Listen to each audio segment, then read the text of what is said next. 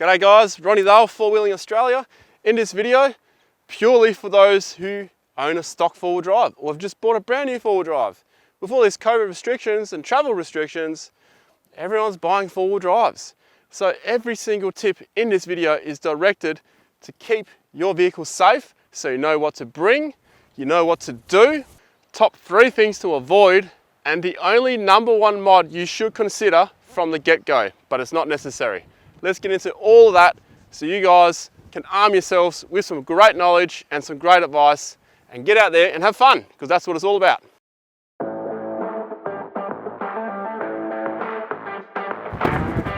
Taking your stock four-wheel drive out for the first time, it's very crucial that you head out with someone else. In case you get in trouble, you can get some help, at least someone with experience. Well, there's no substitute for four-wheel drive training. That is very true. As Stu said, no substitute for four-wheel drive training, hands-on training. But if you can't access four-wheel drive training, then these next tips and knowledge that I'll provide you with will get you out there. So let's do it. No substitute for training.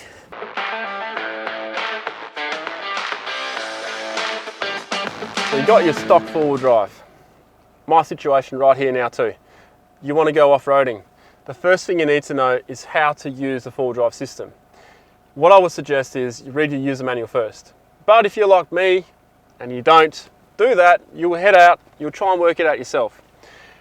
But the thing is, you may end up in this situation. So I want to go to four-wheel drive low. It's beeping at me. What's going on? Why? It's because there's a certain procedure in an automatic vehicle. So get your user manual, find the page. I know what page it is too. It's 270 in my case.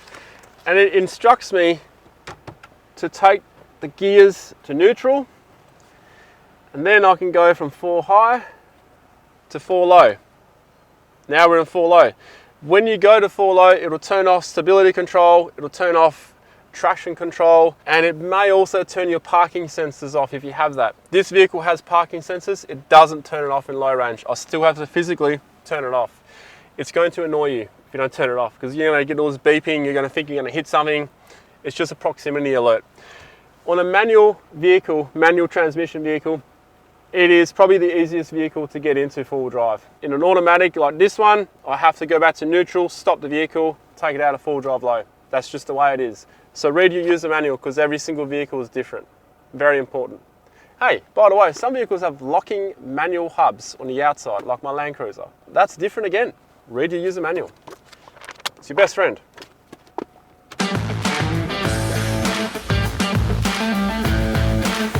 Tyres. What can happen to them when they're overinflated for off-road situations?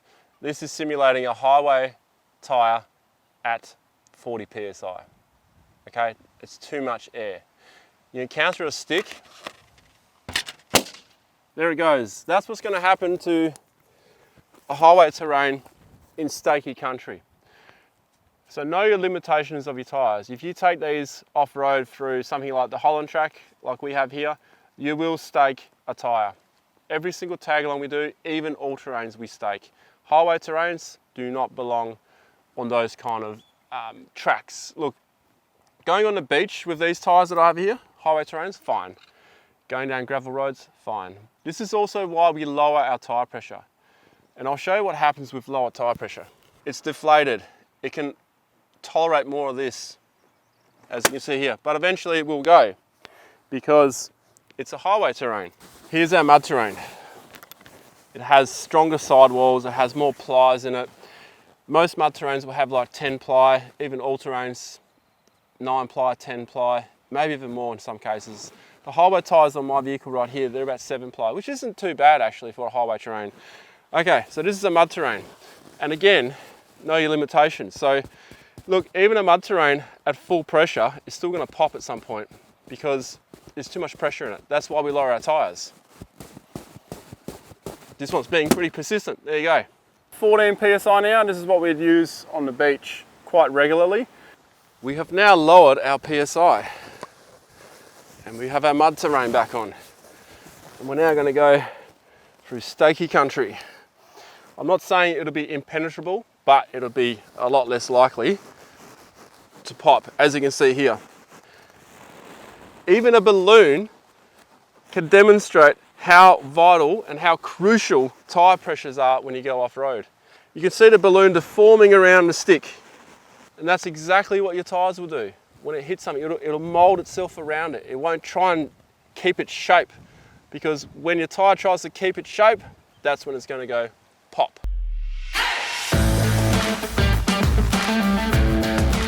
And that's not the only reason why we lower our tyres, guys. We lower them to gain more of a footprint. And it's not the width of the footprint, it's the length of the footprint. The more air we take out of our tyres, the more they balloon out, and the longer a footprint they can provide us, which means we have more surface area to contact, and we are less likely to sink in sand, we are less likely to puncture a tyre like we just spoke about, and we also preserve the tracks that we drive on and make it nice and easy for the next person who comes along. When you hit the tracks, you'll notice there's a lot of like corrugations, a lot of whoop-de-doos and humps everywhere. That's from people who don't lower their tyres. That's why those tracks are so rough. So don't contribute to the problem. Let's all try and fix the problem. And with so many more new people hitting the tracks these days, it's very important to lower those tyre pressures. Also to prevent vehicle damage, because your tyres are in fact the first part of your suspension. They absorb everything before it gets to your shock absorbers and everything else that's in your suspension. It's your tyres. Your tyres is the first part of your suspension.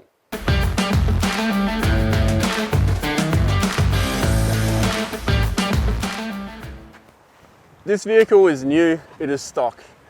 So are the rims and the tyres. Now, I'm not used to this configuration. I've never had 18-inch rims before, and it's been a while since I had highway tyres. So what tyre pressure do you need, and how do you work it out?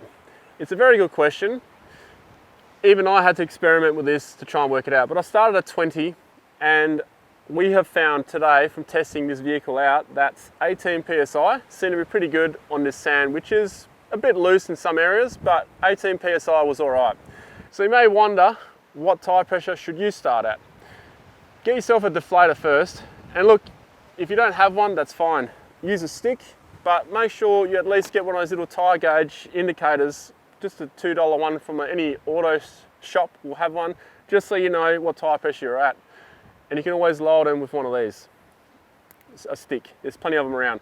But what tyre pressure should you start with? Look, honestly, if you've got highway terrain, I'd say start at about 20, see how that feels. If you start getting bogged in soft sand, you may have to go lower. Don't be scared to go lower than 12 either.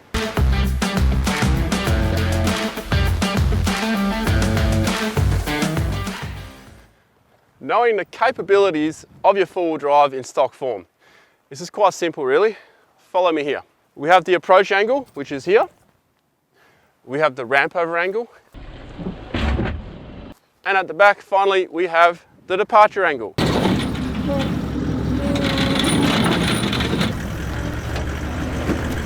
So approach angle meaning you're approaching an obstacle. What is your angle? That's how much clearance you have. Now I can show you with this stick. It's not going to tell you anything. The only way to find out exactly what the limitations of your stock vehicle is to do exactly this. Okay, that was a really quick example. That is the best and simplest way of finding out the limitation of your vehicle. I demonstrated how to test your approach angle. Do not put a log on your ramp over angle as a test, because this can happen. The side steps are there for you to get in and out of the vehicle, for kids, short adults, and to bang your boots so you don't get too much sand inside your vehicle. That is all they're there for. Cosmetics, essentially. These are not meant to save your vehicle off-road. So do not test your ramp over angle on a log for the first time. Test it on sand. Something soft, some form of terrain that's going to give way. But don't be surprised if this bends up even in sand, because it will. Finally, the back. Now this is an easy one to keep your vehicle safe on. If you have a tow assembly on your vehicle, and most stock vehicles, they'll have that option, you can add it to it before it gets released. Definitely do it. It'll save the arse end of your vehicle, literally. So do put a tow bar in it, because that'll be the first thing that'll contact when you go up a steep incline. So you're going up a hill, a lot of the time the back end of the vehicle will contact. If you do not have that tow bar, it's going to be the body of your vehicle.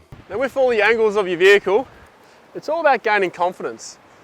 If you know the limitations or how far you can sit on a sideways angle when the vehicle's like this or like that, it's going to help you when you end up in a bit of a situation. Like say you're on the sand dunes, you come down a slope and you end up on a bit of an angle. You know at what point you can be quite relaxed or what point you need to quickly act and do something about it without freaking out. So far so good.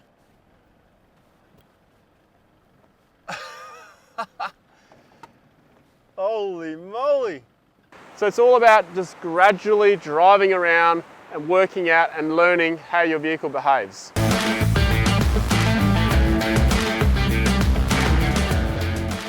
We're now on to absolute must-have gear.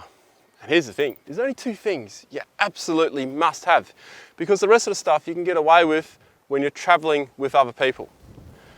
All right, so I'm not talking about if you're by yourself. Well, we can also talk about that, but usually you should be traveling with other people if it's your first time out. Number one thing you should have, a shovel or a spade. You must have it. This is your recovery device. It'll help dig you out, it'll help dig your mates out if they get stuck. And why can't you borrow your mate's shovel? Because many hands make light work. The UHF radio, this is what we use in Australia, the ultra high frequency. In your country, it might be different. But for everyone else, in Aussie land, this is a must-have for you in the vehicle. It serves multiple purposes, and there is nothing more frustrating for a convoy leader or a convoy in general to not have communication with one or two vehicles in a convoy. It's frustrating. This, you can contact your mates with, you can coordinate a recovery, you can get your passenger to jump out and guide you over a log or an obstacle or a rock or whatever it might be. Handy. Even better, like this in the vehicle. You don't need to buy a UHF radio and install it in your vehicle. This is a great option. And then if you do decide to stick with this lifestyle of four-wheel driving and you like it, then look at installing a radio to your vehicle, and then this can become your secondary radio for when you're around at camp or you want someone to guide you around. Everything else I'm going to show you now is just recommended. The air compressor, because you have to let your tyres down, you now have to pump them back up when you hit the highway. But you don't really need one if you're traveling with other people, because you can borrow someone else's compressor. Oh, thanks mate. No worries. See? Don't have to do anything. This one here is a cheap one from Super Cheap Auto. It takes a long time to pump your tyres up, but if you have highway terrain tyres like I have, it's not too bad. Max Tracks I'd recommend for those who like to get out there on their own. You have a self-recovery device. This is the cheapest way to recover yourself, apart from spending thousands of dollars on a winch for a self-recovery. This works in most situations. Sand, mud, driving over obstacles, those kind of things. These are excellent. Just go with two. You don't need four, start with two. Four's more handy, but you know. Snatch strap. I wouldn't recommend you have a snatch strap unless you know how to use it. And that's where that four-wheel drive training comes back in. If you do not know how to use these, this can cause injury, death, vehicle damage, and can cause all kinds of chaos if used incorrectly. Another thing I recommend is if you have your rear tow hitch receiver, pull the tow ball out, get a recovery point. This one is still in the box, so it's actually one I'm going to put on this Hilux, on my stock Hilux. This works with a soft shackle. You can get some that work with hard shackles. They're on your screen now, so you know exactly what I'm talking about. And that is a recovery point, because your factory tie downs aren't that great. The first aid kit, obviously highly recommended. Probably should be in your vehicle in any case anyway. A lot of stock vehicles actually get released with a basic recovery kit. And if they don't, ask your dealer for one. And then finally, a cooler bag, an ice bag or an ice box or an esky, something to store your food and drinks in. And you're ready to go. That's it. Off you go. Oh, we didn't forget about the tire deflator, but you can use a stick for that.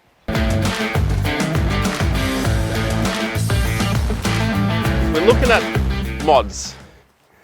the one mod you should do before any other modification to your vehicle. It's not really a modification actually. You're just improving the tyres that are on there. Highway terrain, not good for off-road.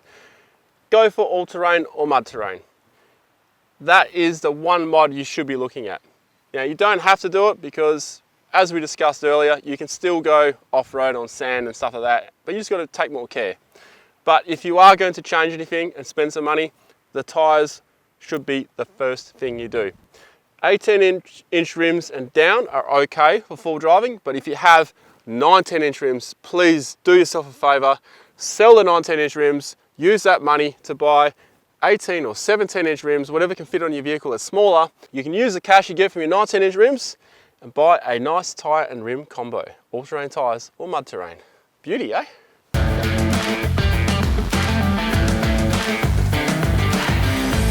Here are some things that I highly recommend you avoid in a stock four-wheel drive.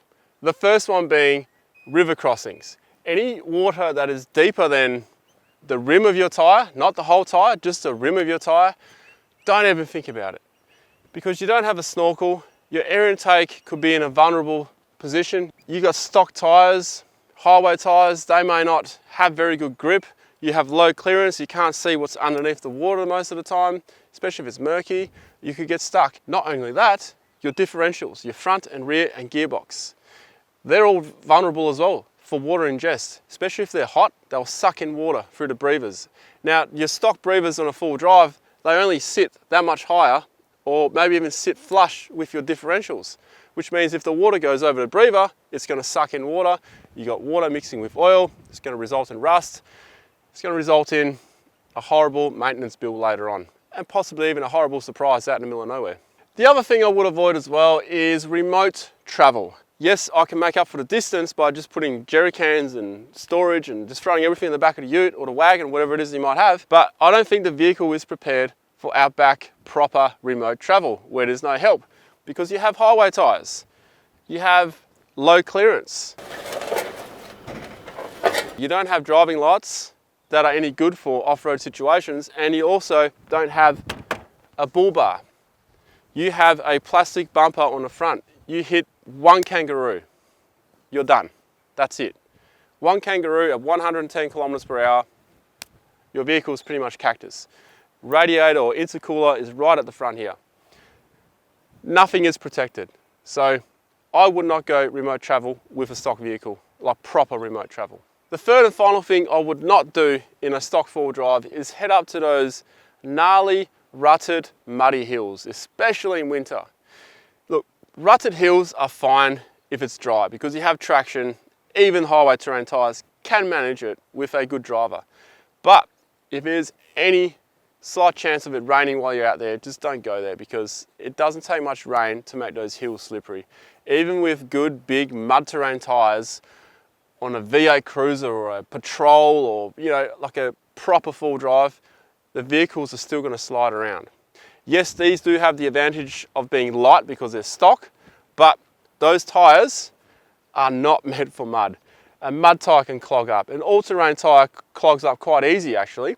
Highway terrain, forget about it. You'll be sliding sideways down a hill, you'll be doing panel damage on your vehicle. It's not worth it. Stick to what the vehicle is capable of doing.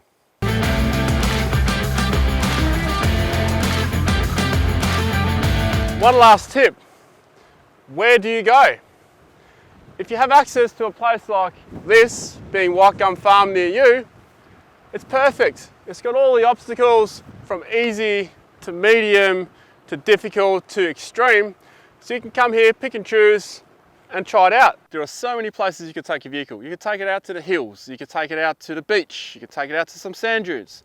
Whatever is available in your region, wherever you might live around the world or in Australia, there will be somewhere you can take your vehicle and test it out. There you go guys, there was a lot of tips and advice there for you first timers to come out here full driving. Now anyone else watching, if you have your own tips and advice for beginners, chuck them down below. And don't forget, you don't need to have a monster truck to head out and try a bit of four-wheeling and have a bit of fun. This vehicle here has surprised me how capable it is. It's surprising how capable stock vehicles are if they're driven correctly. So just get out there guys, build your confidence, and then you move on to bigger and better things. And have fun. That's the main thing, have fun. That's all that matters.